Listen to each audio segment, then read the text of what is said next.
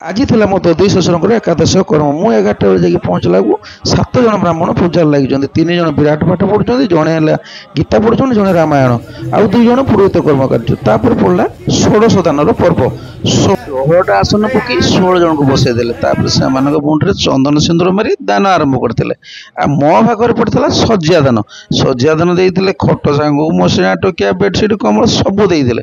ତାପରେ ପଡିଲା ବ୍ରାହ୍ମଣ ଭୋଜନ। ବ୍ରାହ୍ମଣ ଭୋଜନ ମାନେ 200 ଲୋକଙ୍କୁ ନଦାପଦା ବ୍ରାହ୍ମଣ ପୁରା ଖାଇଲେ। ତାପରେ ସେମାନଙ୍କୁ ବିଦାକି ମଧ୍ୟ ଦେଇଦେଲେ। ଆଉ ବିଦାକି ଦେଲା ପରେ ଆମ ମଧ୍ୟ ଜୟ ଭଣଜା, ଆମେ ବି ବାଦ ପଡିବା ନାହିଁ, ଆମକୁ ମଧ୍ୟ ପେଟେ ପେଟେ ଖାଇ ଦେଇଥିଲେ। ତା ସାଙ୍ଗେ 200 ଟଙ୍କା ଦକ୍ଷିଣା ବି ଦେଇଥିଲେ। ଆଉ ସନ୍ଧ୍ୟା ସମୟ ଆରମ୍ଭ ହେଇଥିଲା ବିରାଟ ପର୍ବ। ତା ମାନେ ଖାଇବା, ଏଇ ଖାଇବା ଯେ 2000 ଲୋକଙ୍କର ଖାଇବା। ଆଉ ଖାଇବାଟା ଏତେ ଆନନ୍ଦ ଥିଲା କହିଲେ ନ ସରେ। ଏଠି ବଫେ ନଥିଲା ଆଜ୍ଞା, ସମସ୍ତେ ତଳେ ବସିକି ଖାଉଥିଲେ, ବହୁତ ଆନନ୍ଦରେ ଖାଉଥିଲେ, ଖୁସିରେ ଖାଉଥିଲେ। ଆଉ ମୁଁ ତ ଏତିକି ମାତ୍ର କହିପାରିବି, ଜଗନ୍ନାଥଙ୍କ ପାଇଁ ପ୍ରାର୍ଥନା କରିପାରିବି, ହେ ଜଗନ୍ନାଥ ତାଙ୍କର ସେଇ ମୋ ଦଧି ଶ୍ୱଶୁରଙ୍କର ଆତ୍ମା ପରମାତ୍ମାଙ୍କ ସାଙ୍ଗରେ ଲୀନ ହେଇଯାଉ, ତାଙ୍କର ପୁନର୍ଜନ୍ମ ନ ହଉ। ଜୟ ଜଗନ୍ନାଥ।